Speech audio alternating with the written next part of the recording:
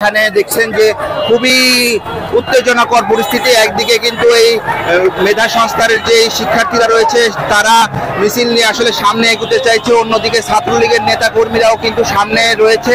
সব মিলিয়ে নাটোরের কানাইখালী এলাকায় এখন ইতিমধ্যে কিন্তু ইট পাটকেল নিক্ষেপ হওয়া শুরু হয়েছে এবং খুবই শ্বাসরুদ্ধকর। দুই পক্ষই কিন্তু পরস্পরের দিকে ইট পাটকেল ছুড়ে দিচ্ছে এবং খুবই ভয়াবহ পরিস্থিতি। যে কোনো সময় আসলে উত্তেজনাকর অবস্থিতি বিরাজ করছে। দুই পক্ষের দিকে ইট পাটকেল ছুড়ছে।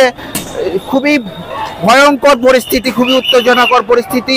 আসলে এখানে ছাত্রলীগের নেতাকর্মীরাও রয়েছেন এবং বিপুল সংখ্যক পুলিশ মোতায়েন রয়েছিল। তারা কিন্তু দুই পক্ষকে নিবৃত্ত করার চেষ্টা করেছে, কিন্তু তারা নিবৃত্ত করতে পারেননি। সকাল থেকেই কোঠা সংস্কারের দাবিতে যারা রয়েছিল তারা কিন্তু এই কানাইখালী এলাকায় রয়েছেন এবং দুই পক্ষ মুখোমুখি অবস্থানে ছিল এবং দুই পক্ষই একেবারে খুবই শ্বাসরুদ্ধকর পরিস্থিতি বিরাজ করছে নাটোরের কানাইখালী এলাকায়। দুই পক্ষের দিকে ইট পাটকেল নিক্ষেপ করছে। এখানে বিপুল পরিমাণ আসলে আইন শৃঙ্খলা রক্ষাকারী বাহিনীর সদস্যরা রয়েছেন। তারা অনেক চেষ্টা করেছিলেন, পুলিশ কিন্তু দুই পক্ষকেই নিবৃত্ত করার চেষ্টা করছেন, কিন্তু নিবৃত্ত করতে পারছেন না। ছাত্রলীগ এবং কোঠা সংস্কারকারী শিক্ষার্থীরা পরস্পর মুখোমুখি দাঁড়িয়েছেন। পুলিশ চেষ্টা করছেন, আসলে আইন শৃঙ্খলা বাহিনীর সদস্যরা চেষ্টা করেও তাদেরকে থামাতে পারছেন না। দুই পক্ষই মুখোমুখি অবস্থানে রয়েছেন এবং কোঠা সংস্কারের দাবিতে যে শিক্ষার্থীরা রয়েছেন সেই শিক্ষার্থীরা মুখোমুখি রয়েছেন। খুবই উত্তেজনাকর পরিস্থিতি বিরাজ করছে নাটোরের কানাইখালী এলাকায়।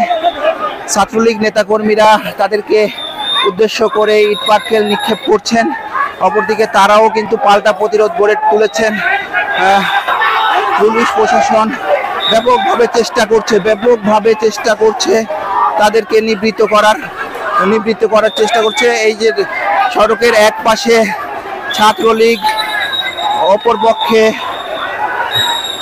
অপরদিকে কিন্তু সাধারণ শিক্ষার্থীরা অংশ নিয়েছে।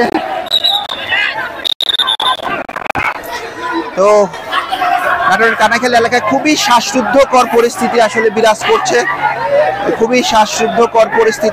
করছে এখানে। এবং কোঠা সংস্কারের দাবিতে যে শিক্ষার্থীরা রয়েছিল সেই শিক্ষার্থীরা কেন্দ্রীয় মসজিদের উপরে অবস্থান করছেন। তো লাঠি সোঁটা নিয়ে আসলে প্রতিহত করার চেষ্টা করছেন ছাত্রলীগ নেতাকর্মীরা। অপরদিকে কোঠা সংস্কারের দাবিতে যে শিক্ষার্থীরা এসেছিল তারাও নিবৃত্ত করার চেষ্টা করছেন। তো পরিস্থিতি অনেকটাই শান্ত হয়েছে।